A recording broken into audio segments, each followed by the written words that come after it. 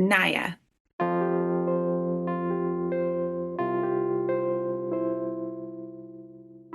Yeah, the biggest thing learned from her, emotional release is the missing piece. Welcome to Still a Part of Us, a place where moms and dads share the story of their child who was stillborn or who died in infancy. I'm Winter. And I'm Lee. We are grateful you joined us today. Please note that this is a story of loss and has triggers. Thanks to our lost parents who are willing to be vulnerable and share their children with us. If you're listening to this podcast, just know that on our YouTube channel there are pictures and videos that are related to the stories that are being shared. Subscribe and share it with a friend that might need it, and tell them to subscribe. Why? Because people need to know that even though our babies are no longer with us, they're still a part of us.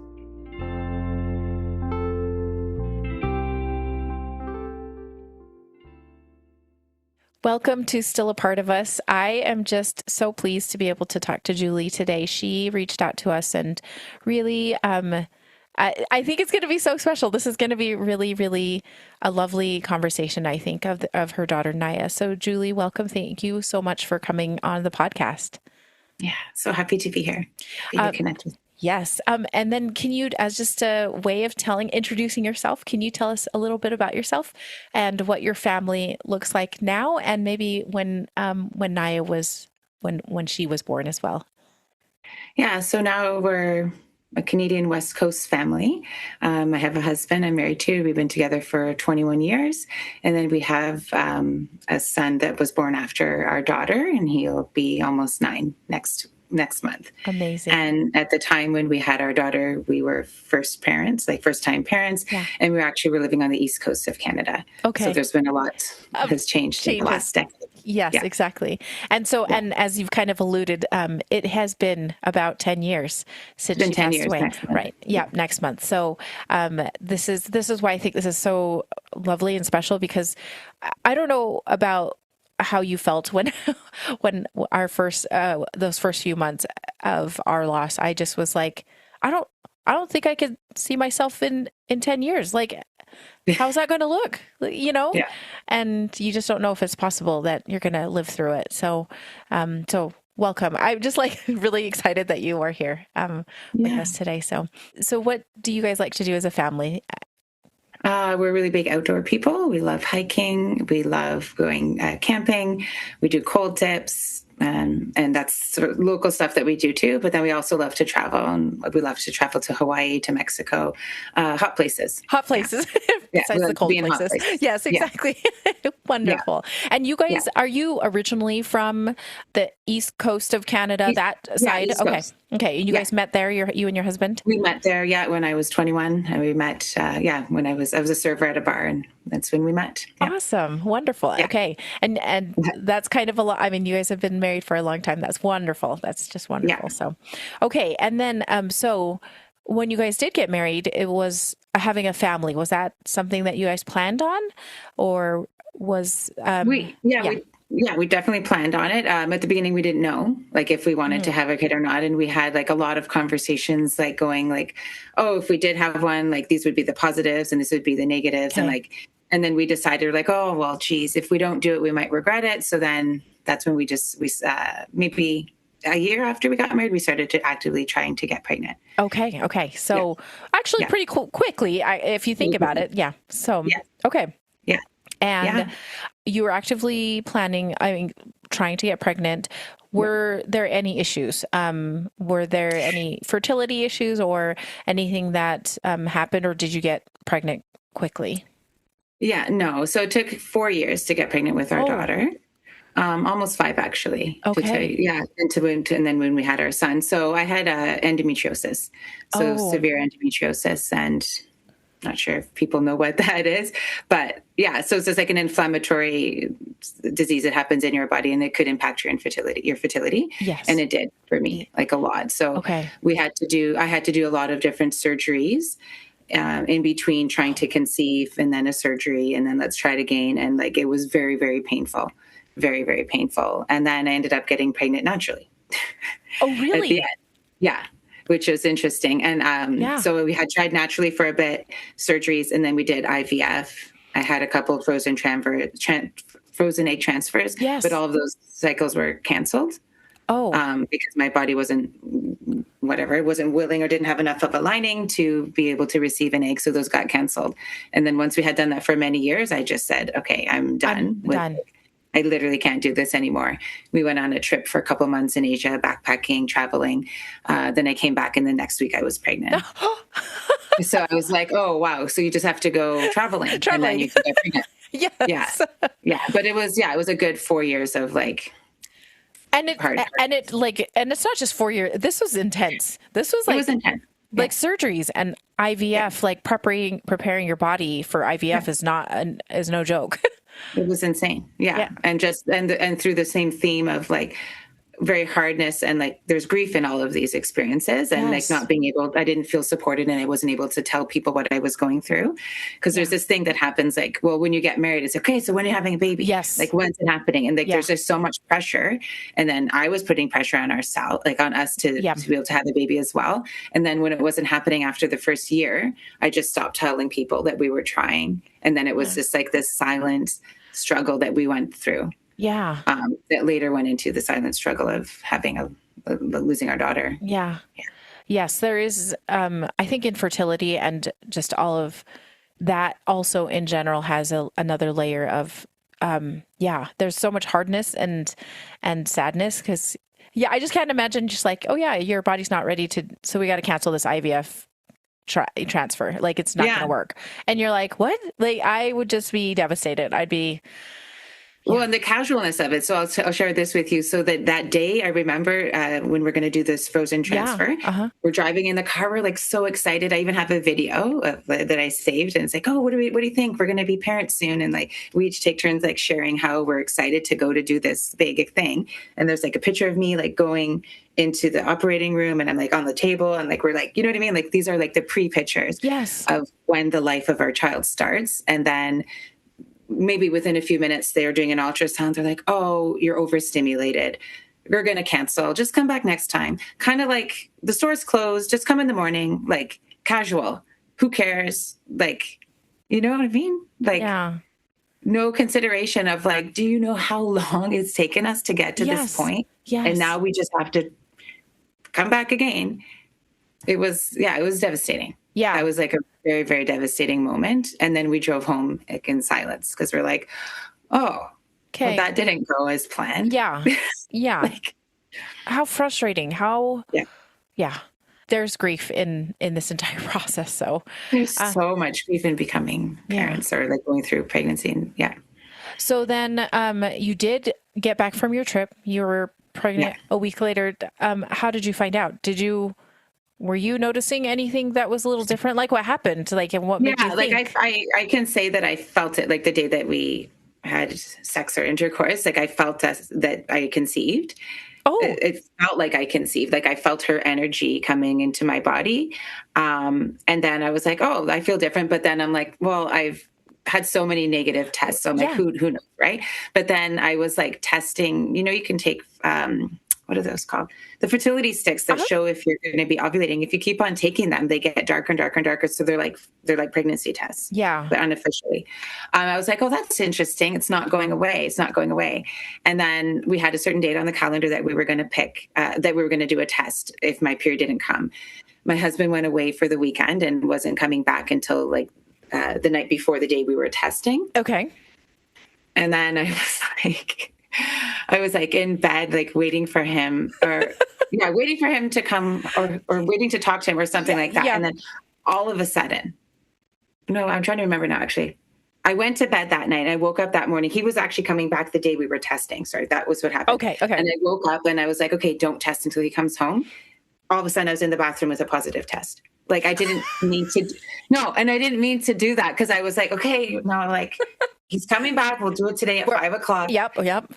And then I'm like there and I have a video of this as well. And like my hand's shaking and I'm like, it's there. And then I flipped it over and I was like, holy shit, it's positive. And then I was like shaking, I was like crying. And then I remember putting my phone down and I ran and I picked up my cat.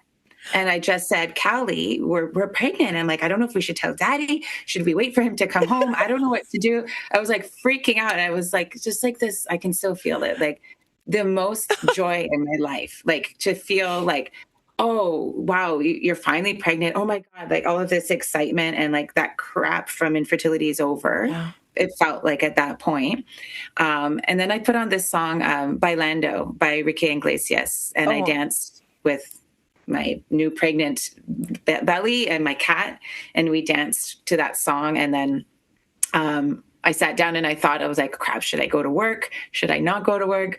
This is just so much. So this is big news. Yeah. I ended up going to work and I'm like sitting there with this like biggest secret of my life. And after about an hour, I just went to my boss. I just said, I need to go home. And she's like, is everything okay? I'm like, it's fine, but I just can't work right now. And then she's like, oh, okay, hope you feel better or something like that. And then I went home and I made this like insane meal for Charles and me. Just like an appetizer, a salad, a dessert, like whatever, all of the things. And like I set the table really nice. And then I was like texting him all day. I'm like, when are you coming home? When are you coming home? Yeah. And he's like, oh, we're just stopping here. We're just stopping there. And he was taking forever to get home. And then around 6:00 at night, he's like, oh, we just stopped for gas. We'll be home in like in 10 minutes. So I'm like, okay, all right, good. Okay, and then, okay, like, okay. telling the cat, he's coming home. We're going to tell him. And then I opened the door and he's like, he said, I'm home. And he came out of the car and I hugged him. And then he's like, my brother's going to come in for dinner. And I was like, what? And I'm like, no, like, oh, why? Like I didn't want to let on that I had something to tell him, but Yeah. I'm just like, really? I'm like, okay. Yeah. So they walk in and then his brother is just like, wow, like you made all of this for us. And like, you're like, yeah, yes, obviously. I'm like, oh, it's like even dessert and like all this stuff. And I'm like, oh my God. And then we were just sitting there, I think having our salads. And then I was looking at my husband. I'm like, do I tell him? And then he's here. And like, I don't know, like it's such a hard experience. So I just said, can you come to the basement? Like, I need to tell you something. So then we told my brother-in-law, like, we'll be back in a few minutes. So we went to the basement and I had already put the video that I took of me finding out that I was pregnant. I put it on the big screen in the basement. So it was ready to press play. So when he went downstairs, I just said, I want to show you something. So I pressed it and then he's like, oh, you're pregnant. And then I was like crying and then he was hugging me. And then my brother-in-law is like, is everything okay? He's asking if everything's okay. We're like, no, it's fine. It's fine. I'm like, I can't believe it. Like, we were just like, oh, so happy. Like, just so happy. And then we were like, do we tell him or not? And I just said, no, let's not tell him. Like, we just found out. So anyways, we go back upstairs. Like nothing. He's like, everything's okay. Great. Yeah. And then we ate. He ate another plate of food. My brother-in-law, he ate dessert. Like he stayed a long time. And then he finally left maybe at like 11 o'clock at night. Oh no. It was just like all that. Yeah. It just kept on going. Oh my God. And then we were able to funny. Like, it was funny that I was like, the odds, right? The only time that we get a positive pregnancy test, it's in the midst of something else. Oh my God. Yeah. And then I remember after like the house was quiet, we had cleaned everything up. We were like lying in bed and then we just like kissed. And I was like, wow, we're going to be parents. Yeah. Like, wow, we're going to be parents. Like, this is so, so exciting. And yeah, there was like this like instant connection I had with her. Obviously, I didn't know she was a girl until she was born, but just this instant, like, I don't know how to describe it, oneness. Yeah. Like a oneness between me and her and her energy, and very, very, very beautiful start to my relationship with her. Yeah, that's wonderful. Like I just, great. Yeah, thank you. That was really beautiful to like experience again. Yeah, I mean you just love those times when you find out you're pregnant. It is very, yes, there's so much joy and so much love and excitement. Mm-hmm. It's wonderful. Yeah. Well, good. Okay. So then after you found out you were pregnant, obviously you guys are keeping on the down low with everybody for a little bit. It sounds like, did you end up making any like confirmatory, like lab tests or doctor's appointments after that? Yeah, I'm pretty sure. I'm trying to remember. Probably within that week, I made a doctor's appointment to just like do like a blood test to confirm that I was pregnant. Mm-hmm. And I didn't tell my family because this was in the fall. Like it was more in November coming into December, because we didn't tell our family till Christmas. Okay.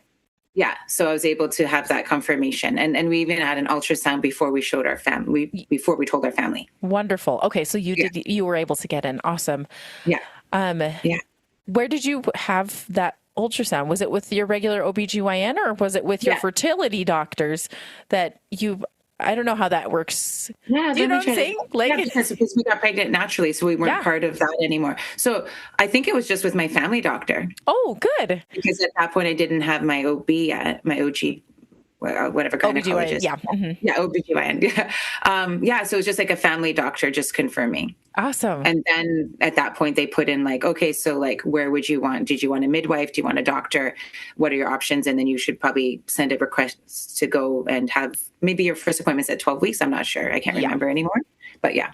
Okay. Yeah. Awesome. So you did end up finding an OBGYN to take care of you. Okay. Amazing. Yeah. Awesome. Yeah. And so then, okay, so you got pregnant November-ish. Yeah.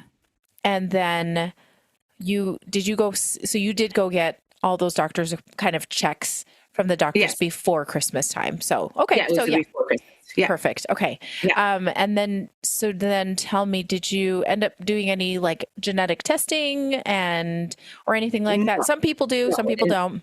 No, we didn't do any. And I'm not sure what marker does that happen, because I was pregnant until 24 weeks. So I'm not sure when genetic testing happens. Sometimes genetic testing happens. Well, I guess it seems to be changing, but it feels like a lot of people get genetic testing done at like 9 or 10, 11 weeks. Oh, wow. Yeah. Wow. Okay, it's early. Yeah. Okay. I was surprised too. So yeah. Okay. So no, I wasn't aware of this. So we didn't do that. Okay. But one thing that's just popping into my mind is that the nausea that I had was insane. Was it? Yeah. Like the whole time I was pregnant. The whole time.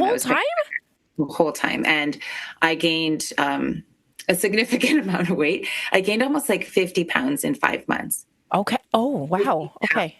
Like I was just gaining weight because I was eating all of the time, because I was insanely nauseous from like a month into pregnancy. Oh, yeah. Okay. And then I was, they put on I took Diclactin to help me, but it still didn't work. So then I was chewing like gum nonstop. All the time. Okay.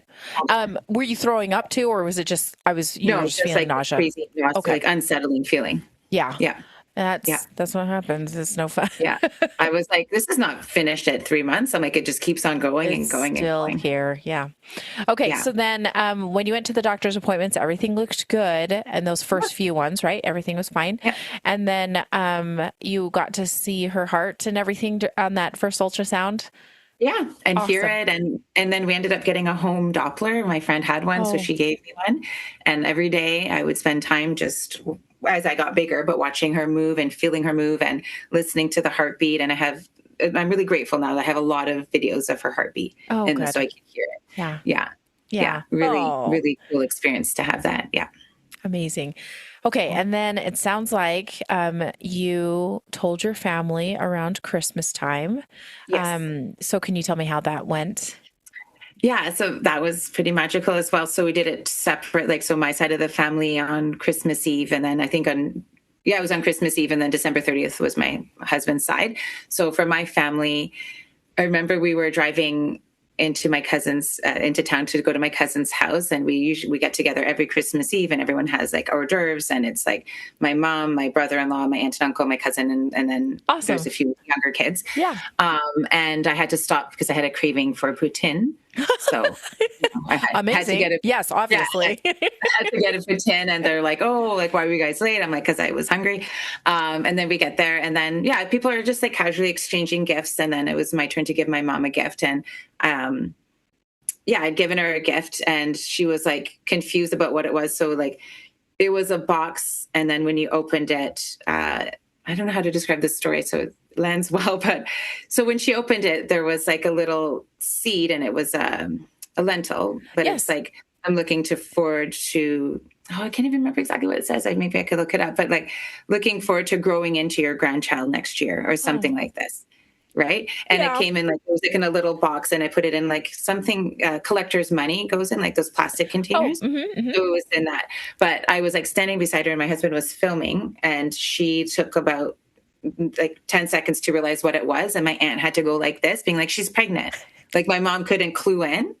And then my mom said, oh my God. And then my aunt's like, oh my God, you're pregnant. I can't believe it. And everyone just like hugged me. And then I was crying. And then all I was saying, I was like, and it was natural, and it was natural, and it happened. And it was just like, yeah, it was beautiful. And I was able to share a little bit about our journey because they didn't even know we were trying at that point. And right.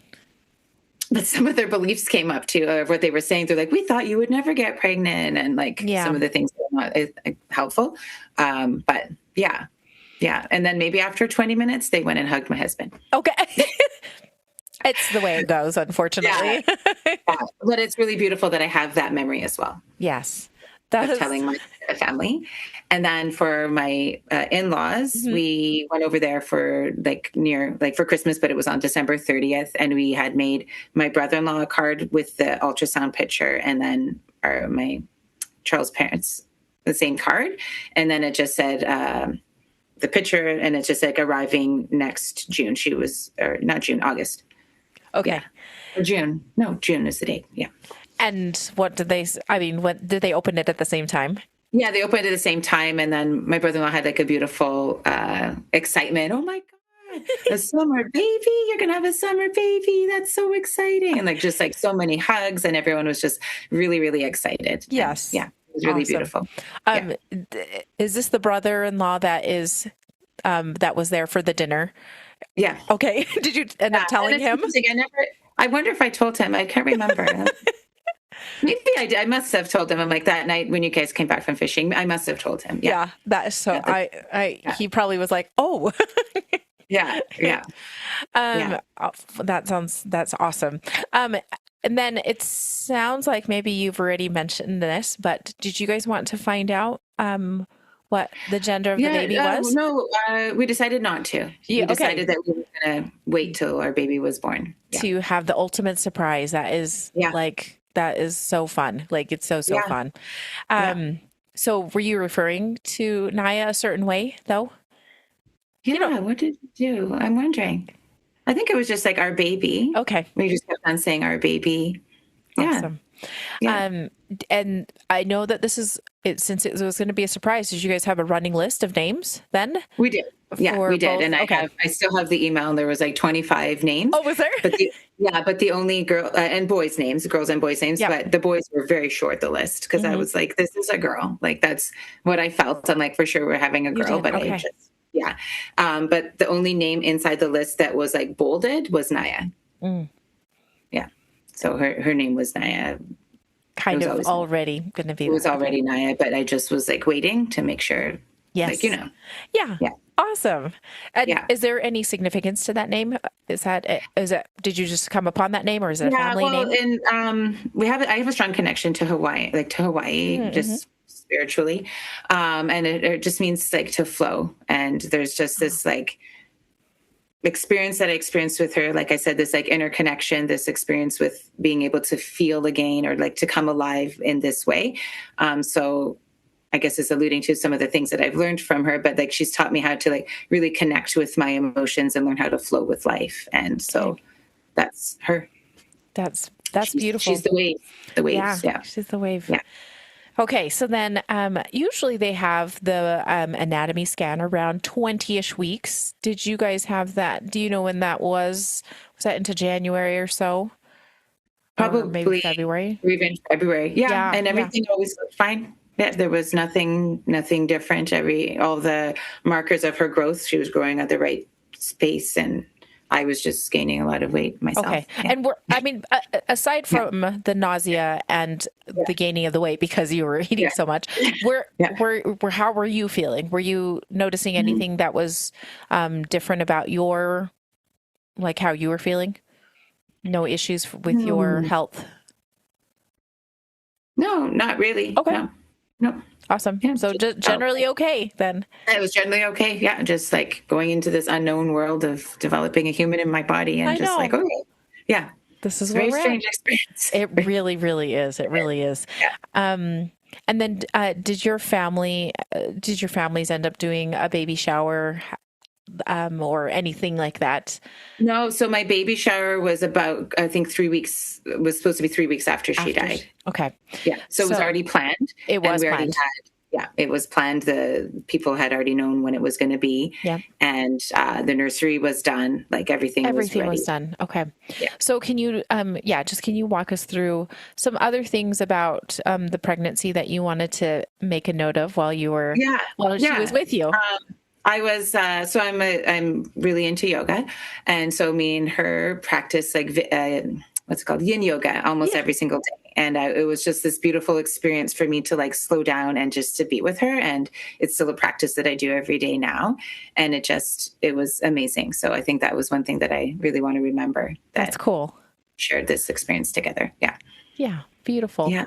And then, were you starting to feel her at all? Like, during those times? Okay. Yeah. Yeah. So, I can't remember the first time that I did, because then you never know what it actually is supposed to feel like at the beginning. But just like little wiggles and like little something's in there. Yeah. Something's going on in there. Yeah. Mm-hmm. Yeah. Very, very magical. Was Charles able to feel her kick or move about? No. Okay. No.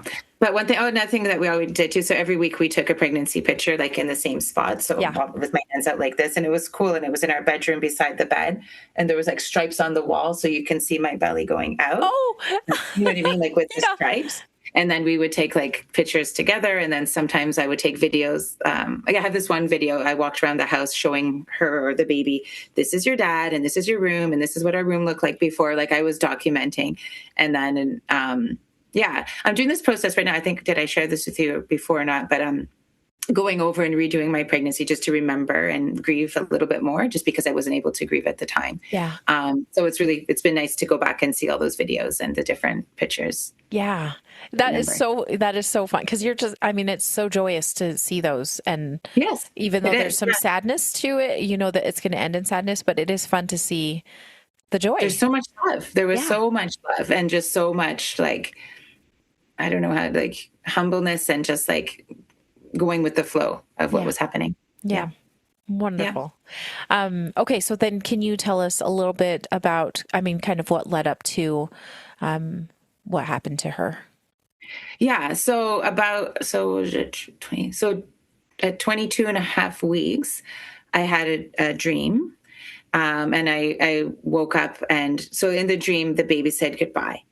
And a baby said goodbye, and it was her, but I can tell you, flash forward and tell you when it happened. So she said goodbye, and I woke up like gasping for air, and I put my hand on my stomach. I was like, oh, the baby's gone. And then I didn't say anything. I just felt it in my body that she was gone. Like that energy and that spark or that feeling that I had when I found out when we conceived, it was gone. And then I remember going to work. And then I remember like jokingly with my friends, I'm like, oh, I haven't felt the baby move. I think she's dead. And that's what I said. And they're like, oh, don't say that. I'm like, like not fully acknowledging this to myself, but like, you know what I mean?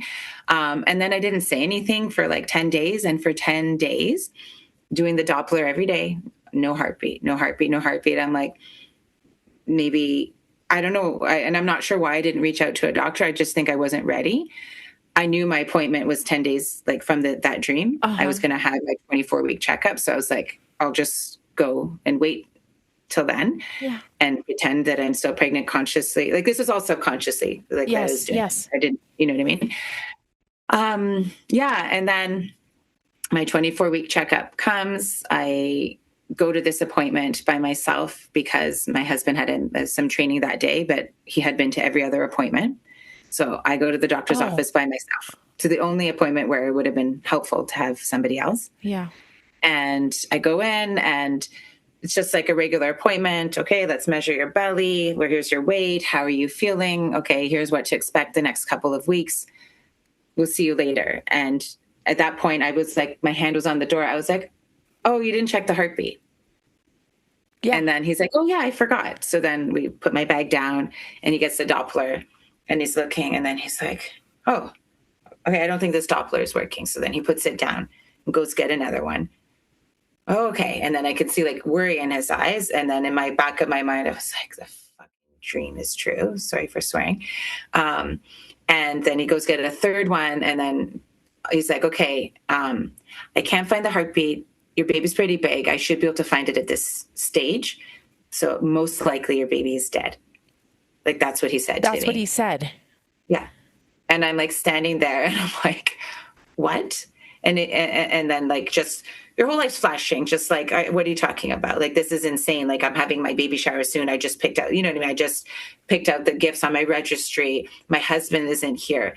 And then he's like, I'm going to give you a few moments to be by yourself while I make the ultrasound arrangements. You probably should call your husband. And I remember him standing there. Like, I remember the room, and I remember standing there being like, this literally can't be my life. And like, desperate of like, don't leave me here. Like, don't leave me here by myself. This is like, I didn't know. Now I can look back now and say this is traumatizing, but like, that's, no, like, that's awful news. And awful news by yourself is like, to me, double the pain. It's just like double the pain. Like, it didn't have to be like that. And then I remember like shaking, picked up the phone, and I called my husband, and I was like, please pick up, because he usually puts his phone on silent when he's doing meetings. Thank goodness he didn't. It was on, and he actually picked up. And I said, could you please come to the doctor's office, because most likely our baby died. There's no heartbeat. And then he said, that's not true. And then I was like, Charles, like, it is true. Like, this is happening. This is actually happening. You really need to come. And then I was hung up the phone. I was crying. He had to like get on his bike because we only had one car. It felt like he got there within 10 seconds. Oh, I don't know how he got there so fast, but like, he showed up so fast. And then the next moment that I remember was like, actually, while he was showing up, I was talking to the doctor, and I just said, how do we get the baby out? That was like my first question. And then he says, you have to give birth. And then that's when I burst into tears, and I was like, that's insane. Like, that seems very insane for me to have to give birth to my baby that is dead. And then he's like, there's no other way. He's like, you have to. He's like, it's good for you psychologically. You need to go through this process. And then I just was like crying and crying. And then we went into the ultrasound room. I was death phobic at the time, so I didn't want to see the ultrasound. So I faced the other way, and my husband was facing this way, and he could see it. Oh, I'm just gonna shake for a sec. Yeah. Yeah. And then I'm like on the whatever table, belly out, da, da, da. And then just within 10 seconds, like, you could see my husband's face go like drop. And nobody had to say anything. So we just, she's dead is what I said. And then he just went like that. And I was like,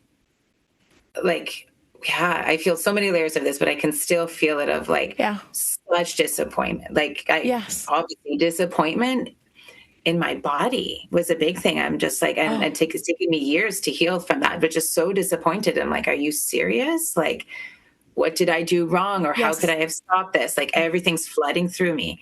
And then this ultrasound technician kind of wipes my stomach, puts the stick away, and then just looks at me like, well, at least you have your health. I was like, well, that's great. Thank you. Thank you. I'm so happy to be alive in this moment. Wow. Okay. I haven't heard that one before. Okay. Yeah, wow. No, it was shocking. And I just remember looking at her. I was good. I had self-control. I just breathed in. I was like, thank you. Yeah. I just like got up out of the bed. I just like walked out of the room. Didn't even say where I was going. And I found a little bathroom, and I shut the door, and I looked at myself in the mirror, and I just said, this isn't your fault, Julie. You're going to get through this, and you're going to be okay. And one thing I said that was, it'll make more sense when I share the rest of my story, but I told myself that it didn't matter. I said, this is just a life experience that's hard, but this doesn't matter. It's not going to make you or break you. And when I flash out like 10 years, I'm like, it's everything. It's changed my whole life. It's made my purpose. But at that moment, I was terrified for it to have meaning, because I didn't want to feel how much it hurt. Yeah. Yeah. And then when I came back out I think I saw the doctor one more time. He's like, okay, yeah, there's no heartbeat. So the next step is we've put in a request to the hospital for you to come and give birth. It might be 1 to 4 days from now. So go home and get ready. Okay. I was like, 4 days? Like, that's insane. Yeah. Yeah. But yeah, so then we pretty much left, and there was like no. Now, what I know now is people sometimes at these hospitals, they can have, there's death doulas, and I'm almost certified as a death doula now, just because I think this is really important for people to have. But there was nobody being like, okay, this is the grief process that you're going to be going through, and here was what to expect. And how are you, Julie? Yeah. You just received awful news. Like, how are you? What, like, you don't just send me home. Yeah. And see when you could, like, this, it's just, the whole thing just felt gross, like gross. And just like, I was in shock as I was going through because of my own body, but also I was in shock kind of observing myself being like, why is this process so tough? Yes. Why is this process so tough? Yeah. That's exactly, It is. And the way, like, inhuman. Yeah. And it just feels, you're just like, do you not, like, my world just came crashing down, and now we're talking logistics. And, you know, it just, you're like, what? Huh? Yeah. Logistics, and how, like, and I still have emotional healing from this, but like, and how disconnected humanly people were of like, just give me a hug. Yeah. Yes. I don't care if you're a doctor and if you think I'm going to sue you because you touched me, or, you know what I mean? Like, have some human consideration. Some compassion. Like, yeah. Yeah. Oh. Yeah.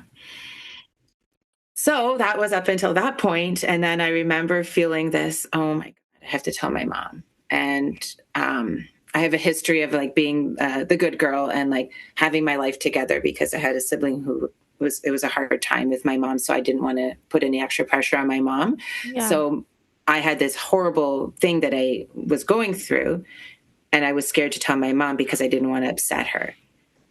And then after, like, every doctor's appointment, I usually holler, I'm like, hey, the baby's heartbeat, and like, so excited. And then this time I was in the car, my husband was driving, his bike was in the back. And then I was like, hey, Mom. So just casually said it. So went to my doctor's office, and like, there's no heartbeat, and the baby's dead, and I'm going to have to give birth sometimes in the next few days. And then she burst into tears, and then she's like, oh my God. And then she's like, all she said was, I'm coming home now. And then she hung up the phone. We lived on the same street, about like 10 houses apart. So it was really nice to have that. And then I remember driving home. We were just 5 minutes from the doctor's office, and just like, okay, that was, you know what I mean? Like, it was not what I expected today to be. And then I remember going inside the house and just feeling like, I don't know how to describe it. Like, you're like walking in your life, but you don't know you're there. Yeah. Like, you know, you're like disembodied. Like, it's the weirdest. Disembodied. And I was like looking around the house. I'm like, none of this matters. Everything could just be taken away in a second. Exactly. I'm like, who cares? Yeah. Like, who cares about any of this? Like, this is insane. Yes. I have had the exact same thought. You're like, this all doesn't matter. Like, it doesn't, none of this matters. None of it matters. And then I remember, and then I just like sat on the couch, and then my mom was there, my aunt was there, and Charles was there. And then they're like devastated more than I was showing. Yeah. They were like kind of hysterical, being like, oh my God, I can't believe this. This is so bad. And just like putting so much energy into that. And it was easy for me. I just said, you guys, I need some time by myself. I just said, I need some time by myself. So they left, and I said, I'll let you know when I'm giving birth.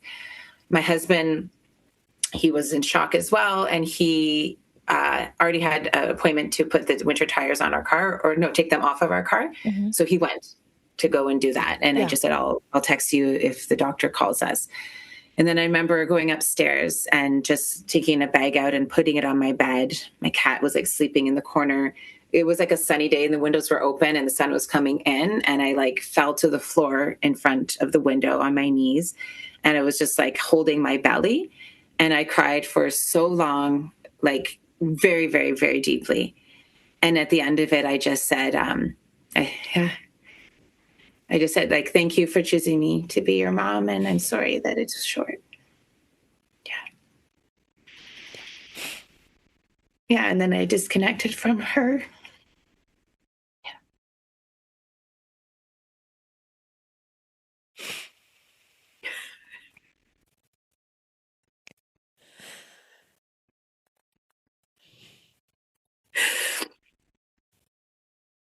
yeah, I like disconnected from my body at that point, like really completely. And then I remember I like packed my bags, and shortly after the doctor's like, you could come now. Like when I did that, I don't know if the universe lined it up or whatever. They just said it's time. Yeah. But I just want to pause and say, like, that was like really beautiful moment that I intuitively gave myself. I don't know why I did that, but it like holding myself and telling people to just leave and taking that space to be. Wow. Yeah. I don't even know what I put in my bag because I'm like, nobody told me to like, what's in your bag when your baby does? Yeah. Yes. Yeah, What, exactly. how to pack your bag when your baby's dead? I Like, is know. there a blog? Yeah. I was like, there's got to be something, right? No. No, there's not. Oh, Yeah. yeah. Oh, and I remember, so after when I packed my bags, I sent a message I had a doula at the time, and I just said, bad news, I'm going to have the baby died, so I don't need your services anymore. And I feel sad, and I look back now that I feel like birth doulas should be trained as death doulas as well, because it should be continuous care. It's birth. Yes. Yes. Yeah. Yeah. Yeah. So she said, okay, let me know if you need anything. And in my head, I'm like, well, I need you, but she wasn't trained or whatever. She wasn't okay to be going. Yeah. And then my husband came home, and then I just said, okay, it's time. And then we, somberly drive to the hospital. Yeah, I didn't know what to expect because obviously never gave birth before. And she was obviously not full term. She was much smaller than a full term baby. And they started me with, set me up in the room, and my mom was there and my husband was there, and started with a Pitocin drip, I guess, to like start me to go into labor. And you had not, up to this point in time, you had not, you didn't feel any cramping. Nothing had. Nothing. I wasn't in labor at all. You were not. No. Okay. At all. Okay. No. And let's say, so by from the moment when I found out her heartbeat was not there to like gave birth to her, like was less than 24 hours. Oh. And then going home. But anyways, yeah, it was a very short amount of time. So it was like really jarring. Yeah. And then I remember, so after the Pitocin started, they said that I can like just like wait a little bit and maybe go have a bath or something like that. So they left me and my husband alone. And I remember, I don't think my contractions were starting at that point, but maybe I was starting to get uncomfortable, and I was in the bath and I was crying, and he was beside me and his arms were around me. And it was just like this beautiful moment of like, we did 4 years of crazy infertility, and he was there. He was there for me, and all through all of that. And then now that. Yeah.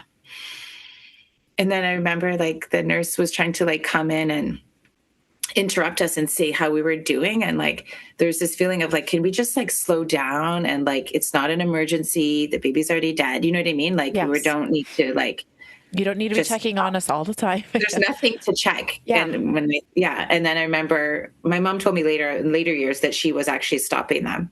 Oh, like she was helping to stop them because she saw that we wanted some space together. Yeah. And at that point, it feels like, I had already said goodbye to her body when I was at home by myself, but my husband, I feel like he never told me he did, but I feel like at that moment we did it together. Oh, we were saying goodbye at that time. And then, I came out, had to lie, in the bed, and contractions seemed very minimal because I had a later birth that was much stronger. But they broke my water. I'm trying to remember. Oh, they said, do you want to see your daughter? Like, do you want to see the birth? Or like, you have an option of like putting up a cloth so that you can just like give birth and then it goes away and it's less painful for you emotionally. In hindsight, it's not, because I feel like it would have been important for me to see her, and I didn't. I chose because I was so overwhelmed with my emotions. And there was like this huge message of like, this is bad. You got to be scared of this and just like avoid this at all costs. And there's no space for feeling here. So I just had to like cope and survive. So I just remember like, lying in the position and my legs were open and this like white cloth there. My husband is on my right side. My mom's on the left. And then as I was starting to push her out, they moved to the other side of the curtain. So I was by myself on the side of the curtain. And there's two doctors and my mom and my husband, and they saw her come out. They did. And I did. Yeah. Yeah. They saw her come out and I felt her. And I remember this feeling of, because her body's warm, like a warm body came out of me. And it was like, I can still feel it, like this last moment of our physical bodies being connected. And it's just like, oh, she's gone. Like, oh, she's gone. And then there was like a nurse holding, I know she was holding her because I can see she was standing like this, but then there was like a blanket in front of her. And as she walked away, she was being guarded. Like they wouldn't let me see her because I had said that, right? Yeah. To bring her away. And I remember, I'm going to go back a bit. Before that all happened, one of the nurses, she came to me quietly. She's like, I really think you should see your daughter. She's like, she told me that. And I just said, I just can't. I can't. And she said, well, you're going to regret it. Like she told me that. She's like, you're going to regret it. And I do regret it. And then she said, okay. And then she's like, I'm going to ask you one more time. But she's like, can you see her? And then I said, I can't. So she stopped and I didn't. Yeah. And then, they took the blanket down and my husband and my mom went to go see her. And they did. On the little bed. They did, yeah. And somebody took pictures of her, which I'll tell more about later. They just put her in a little blanket with a little hat, and she was just 1 pound. She was so small, so little. like what they said. And my mom and husband came back in, and at that point, my placenta didn't come out yet, so they were waiting for it to come out, and they were monitoring me, and I couldn't get out of bed. And my mom said that she looked like me and big lips and just, probably purple skin. But anyways, there was some resemblance of me inside of this small baby. And my husband had said that they had put her in like a back room in the dark by herself, like on this like metal bed with a blanket. But like, I don't know if that's normal protocol, but why? Is it because I said I didn't want to see her? I couldn't see her. I'm not sure, but like, there was this thing and my husband's like, why would they do that? Or why would they put her in such a, like, no type of thing? Like, don't go there or like, avoid this. Like, felt weird. Yeah. So it's not great. I don't like that.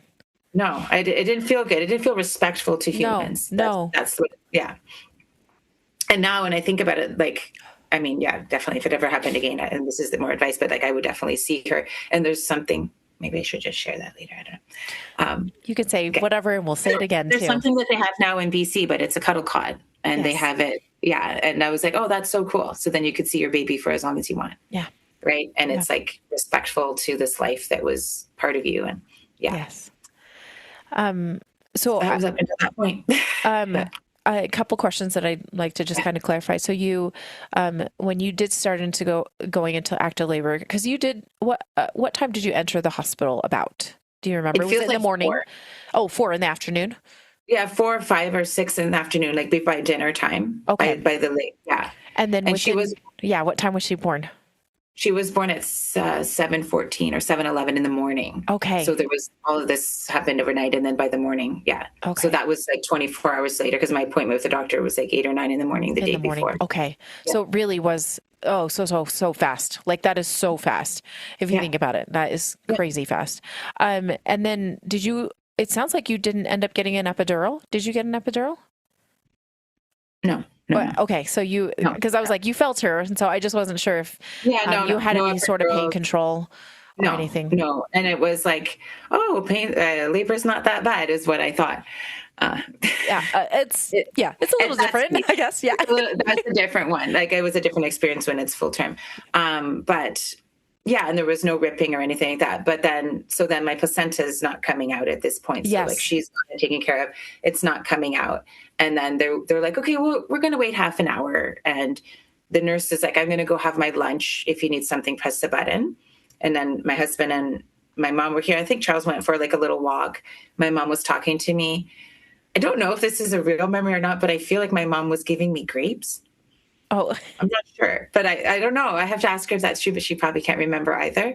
But it also seems weird because like if I was in active, like I was still in labor, right? Yeah. And like, why would I be eating food? But maybe I was dreaming about it. Who knows? And then I remember all of a sudden my mom said, I felt dizzy. And then my mom says, oh no, Julie. And then the nurse rushed in, and I was hemorrhaging. My body was hemorrhaging. And then they rushed me to like have surgery to take out my placenta. And it was like insane. Like it was insane. I was just like, okay, my baby said, okay, that's done. And it's like, okay, now the next thing is, okay, no, rush to surgery. They couldn't even tell my husband and my mom anything. They're just like, we have to go now. Like, just take her. So they took me. And then I remember like them wheeling me into the operating room. And I'm just like, well, what's happening? Why can't my husband come? I'm really scared. And then I was just like crying and shaking. Yes. And this one nurse, he came, well, he was there because they were going to put the sleeping, make me go to sleep. And I was like sitting at the side of the bed and his hands were on my shoulders. And I was just like, I am like terrified right now. Like, what the fuck is going on? Yeah. And then he said, I'm right here. And he was like one of the only medical people who it felt emotionally connected to. And he's like, I know this is very scary. I know this is very scary. Like it felt very validating. Yes. It felt very validating. And then seconds later sleeping, so I don't remember anything else. And then the next conscious moment was I woke up in this like white tube. I don't know if you ever had that in the medical system. I thought I was dead. No, like for real. I was like, wow, this is heaven, or this is the other side. This is like what? It was like over my whole body, and it was warm and it was cozy. And it was like the thing they put you in when after surgery sometimes, I guess, to keep you warm. I don't know. Interesting. What? And then I remember my throat felt so dry and I was like, nurse, because it clued, like I kind of remembered where I was. And I remember like bringing my hand up and like there was an opening and I like pulled it down. I was just like, where the hell am I? And I remember kind of can see like, you can hear beeping. Yeah. You can see the nursing station, a nurse milling around. And it took her a few minutes to like come and say, oh, you're awake. And I remember like glancing at the clock and I was like, are you serious? Like 4 hours has passed since I've been in there. And I said, what the heck just happened to me? And then I was asking, the nurse came over and I said, does my family know that I'm okay? Because that's a long time. And they said they do now. But for those 4 hours, they didn't. They didn't know. So, yeah. So my mom and my husband are there pacing for 4 hours. For 4 hours? Like, yeah, waiting, being like, okay, so baby died. Maybe Julie's dead. We don't know. Okay, no, she's not dead. It's going to be fine. Like, it's okay. You know what I mean? Just like going back and forth. And then finally, when I came back, there was like a relief. And they're like, oh my God. Seriously, what? Yeah. Like, and they're already in shock because they just saw a baby being born dead. Yeah, and, yeah. You know what I mean? Like, there's just so much to that experience.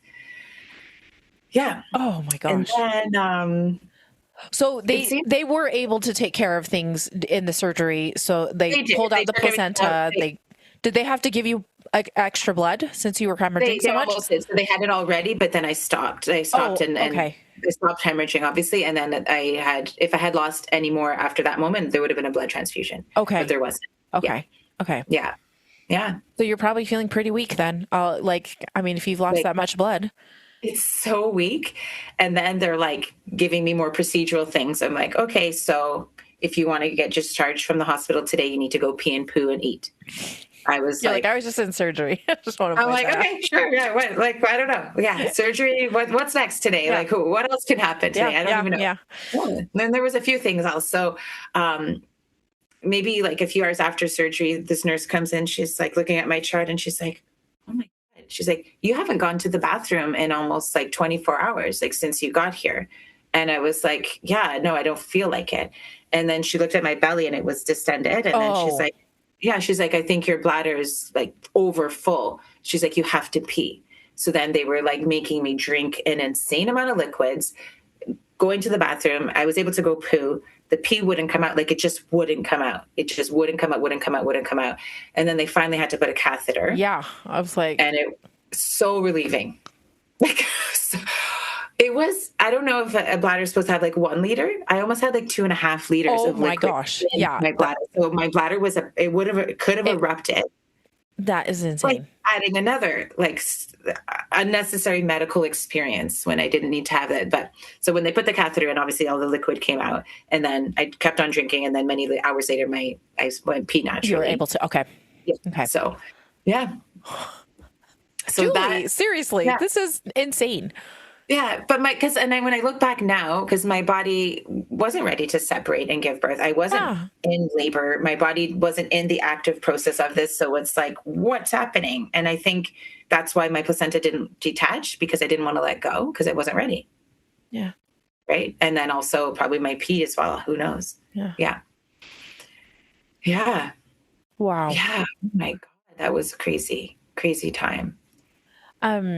I do want to chat really quickly about Naia. So your Yeah. mom mentioned that she does look like you. Yeah. And what did I guess maybe the question was so Charles felt comfortable. He wanted to see her. Yeah, Okay. he had an intuitive experience in himself. He said, I have to see her, because then he didn't feel her and he wasn't pregnant. Yeah. So he, you know what I mean? He said he had to see her to just confirm that this was a real experience for him and to see her. Yeah. Okay. But I couldn't. And then do you know if either of them held her or No, anything? nobody. No, Okay. nobody did. Okay. Yeah. And when did you find out she was a girl? Oh yeah. So just after, like, when I felt her warm body coming out, and then they said it's a girl. Like in a classic moment, if you were having a live child, they would Yeah. be like, it's a girl. Yeah. Yeah, they said it like that. And you remember my heart being like, oh, that sucks. Yeah. Yeah. Yeah, that sucks. Because I'm like, I wanted a girl. Yeah. Yeah. And then is that when you named her? When did you guys name her? And I didn't name her actually until about 2 years later. I didn't okay. want to. Yeah, we put her on her birth certificate. She was baby girl.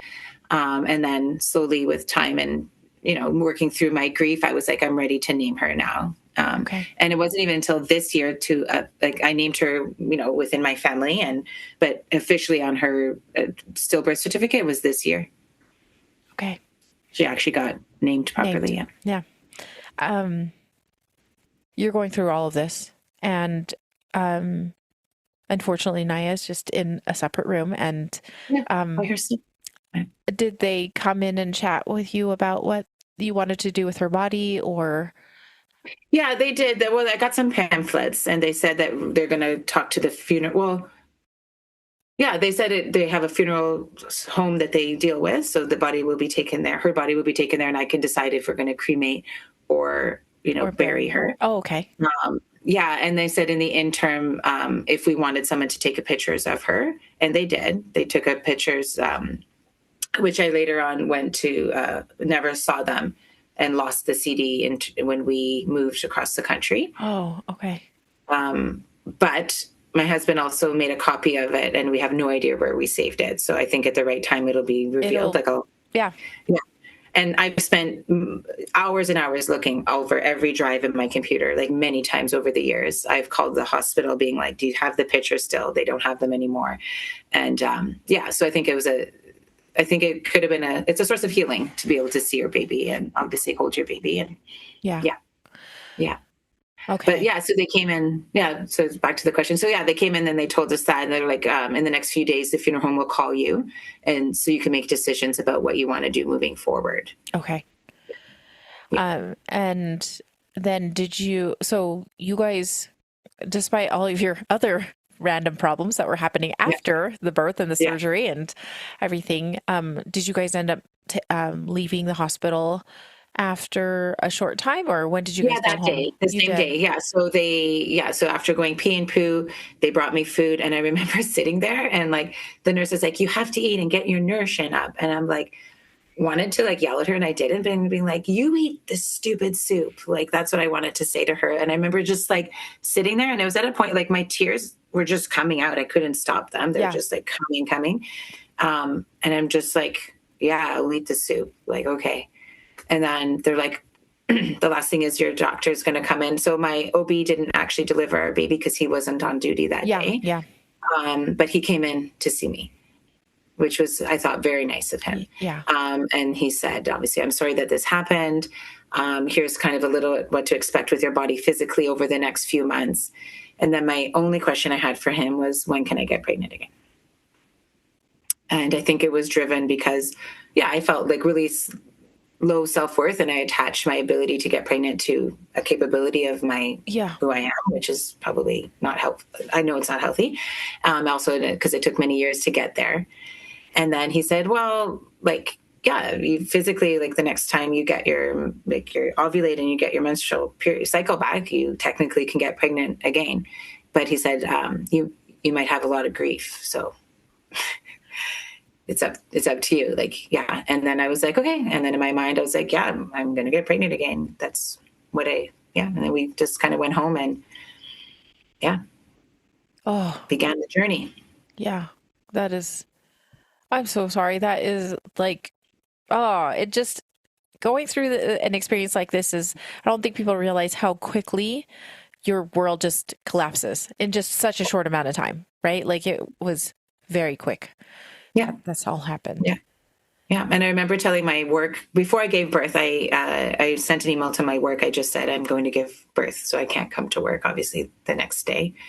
And then I remember writing 2 of my close friends, and they were as supportive as they could be. It was right. Nice. Yeah. Yeah. And then, so when you did get home, did you get in contact with the funeral home, or did they reach out to you? And yeah, they did. They reached out. And just one thing. So I remember when I came home, I had to walk by her would have been nursery to get to my bedroom. And I just remember shutting the door, and I didn't open it for weeks because I was just I don't want to see that. But the funeral, I think within 3 or 4 days, they called us maybe the next day, but in 3 or 4 days we went to go and to make the arrangements. And that's another story of, things could be better. And during that experience, I remember, we went and we're in this major boardroom with this table that could fit 30 people. And it's just me and my husband and the worker, and paperwork everywhere. Okay, so what's her name and what do you, I don't know. There's a lot of signing. I don't even know what we filled out. Lots of forms, lots of forms. And she's like, you don't even know what you're signing. I don't even know what I was signing. Yeah. I don't even know. I mean, you're also in shock too. So you're just okay, right here. Okay. And I'm looking at my husband. I'm just we're at our daughter's planning a funeral and cremation. Yeah. Never should experience that. It's so messed up. It is so messed up. So messed up. And then I remember the girl's okay, so do you want a burial or a cremation? So we chose cremation, and I don't know how we even came to that, but it felt good to say that.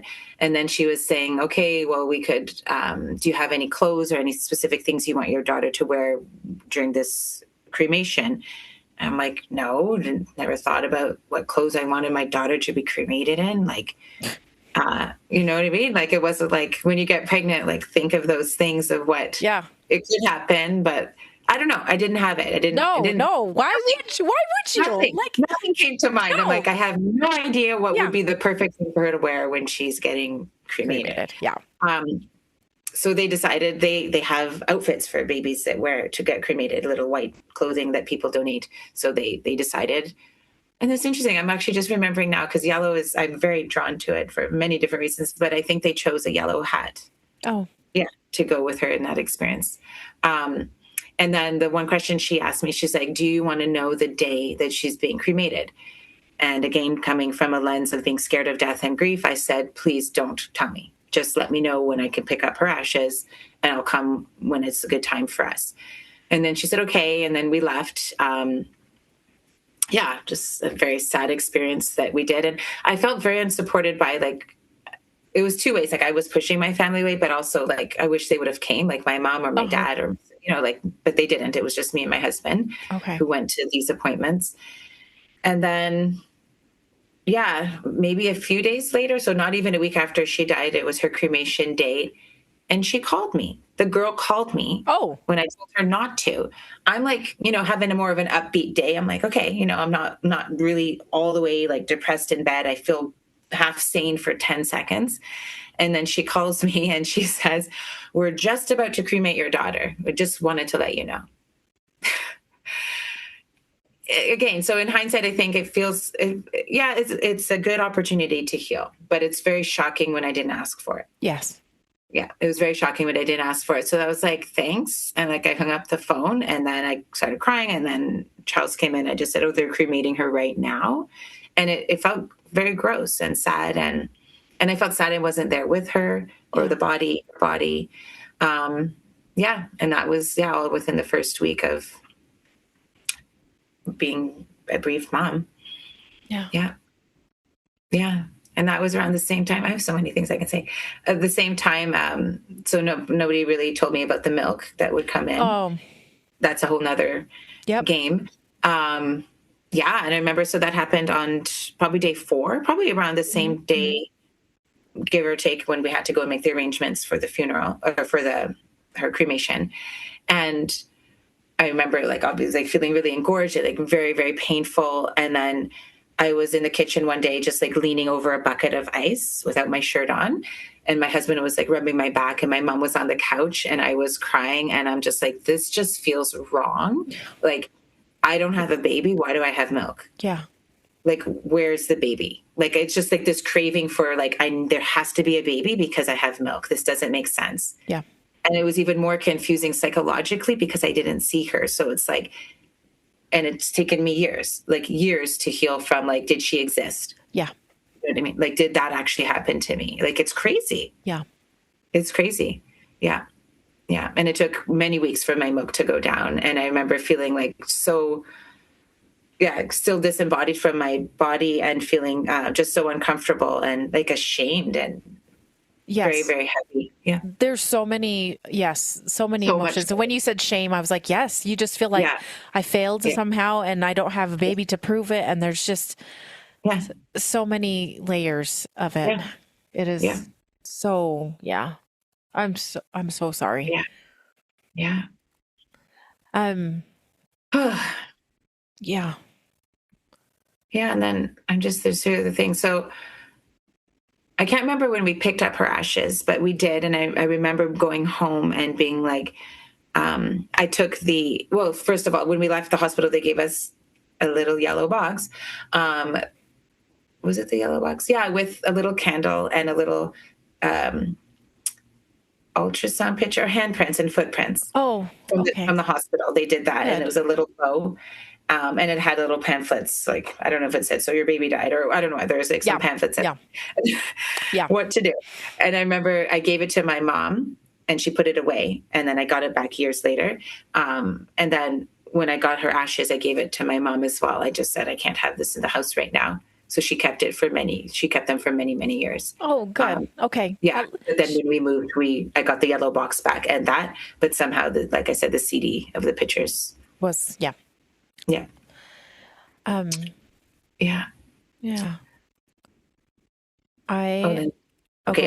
Please.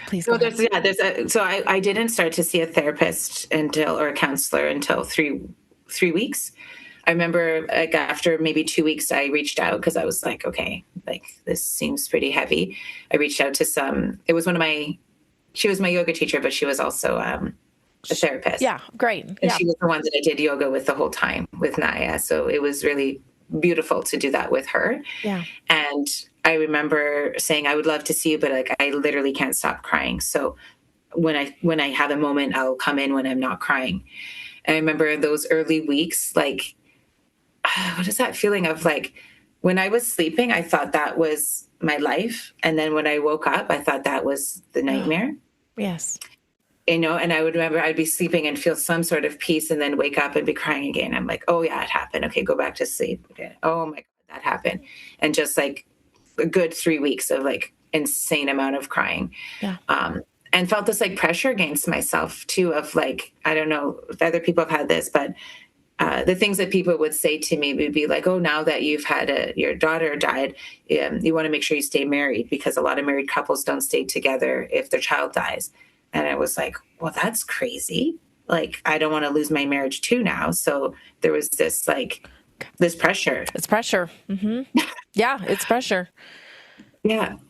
Really Yeah. big pressure. And like, I think people don't talk about this too, but like trying to navigate how both my husband is grieving and I'm grieving, and how we actually couldn't be there for each other Yeah. because we both were in this trauma that happened. Exactly. Yeah. And Yeah. I mean, you wouldn't expect, yes, we're both in Like, it, not just one or the other. You both are experiencing this very, very heavy heartache. So, yeah. Yeah. But when I finally got to counseling, it was nice to be able to share in some form. But shortly after that, I was pregnant with my son. So okay. grief got on the back burner. Yeah. I do want to ask a couple of other things. I know that when you had your dream, when Yeah. she said goodbye, and Her soul said goodbye, I believe. Yeah. yeah, looking back on it now, I mean, at the time obviously that was probably really jarring at the time, but you were still kind of just like, oh, it is what it is. You weren't really acknowledging it, Yeah. that it had happened. Yeah. But I looking didn't. back on it now, were you like, wait a second, that should have clued me in, something had happened? Yeah. And I wish I had the education or somebody gave me some information of like, if you don't feel the baby move, or Yeah. like intuitively, if you think something is wrong with your baby, maybe you should tell somebody. Yeah. Yeah. Yeah. Oh. Like I wasn't, yeah, because I had never been pregnant before, but I No. didn't know what to expect. And I Yes, didn't know exactly. how do you, when do you tell a doctor, when you don't, when is it important to? And there was signs too, because for 2 weeks in a row, I didn't gain any weight. Right. Oh, So uh-huh. she was dead. Yeah. So yeah, Oh, yeah, yeah. But it's cool that my body, could feel when connection is changing yeah. yeah. And then when I realize you just kind of mentioned that you got pregnant shortly afterwards. So how long ago was that? Sorry, how long ago from the time she was born that you did end up getting pregnant? Yeah, it was 13 weeks. 13 weeks. Oh, Yeah. It was, too soon. Definitely. It was my first time I ovulated. Like when my first cycle came, I yeah. got pregnant. Yeah. Yeah. Yeah. So in hindsight, I wouldn't have done that. I would have waited at least a year. Yeah. But also you just are trying to figure out, like, you're just trying to navigate this. I didn't know. Yeah. I was just like in such a painful state and just like this desperation because of years of Yes. trying. I'm just like, okay, like that's something I had to do, but let's do what we're doing. We're on Exactly. this path Mm-hmm. becoming parents. Yeah. Yeah. Yeah. Yeah. But at that point, then my grief got kind of suppressed for many reasons. Like I was pregnant with my son, but then also, I think I alluded to this before, but maybe because I grew up kind of like in a society where people don't care about emotions and you just like keep quiet, keep it to yourself. And my Yes. family was very much like that, keep very busy. So then when my daughter died, I was like, okay, there was initial grief that I couldn't stop. Like my eyes just wouldn't stop. But then once I started to see that people were uncomfortable and that like, I like suppressed myself and just said, Yes. okay, like deal with this later. Right now, there's not enough safety in this container. You're just going to get on with it. You're okay. Yeah. And like I used to tell my friends, I'm choosing to be happy. Like my daughter died, but I'm choosing to be happy. Yeah. Which was like a lie. And it wasn't until later on that my grief caught up with me. But yeah. Yeah, it is. I come from a Chinese background, and yes, emotions are generally, I wouldn't say frowned upon, but just like, oh, that's too much. That's too much. Yeah. So, yeah. Julie, I'm so sorry for your loss and that you don't have your Naia here. And it's heartbreaking when you're missing somebody from your life, right? It's just, that's hard. Yeah. As we close though, Julie, I wanted to ask you, is there anything that you wanted to share with us about Naia that we may have missed? I have lots to share in terms of the healing side, but that's afterwards. So yeah. Okay. Yeah. Yeah. Well, wonderful. Thank you so much again for sharing her story with us. Yeah. Thank you. Thank you for listening. I appreciate it. Oh, of course.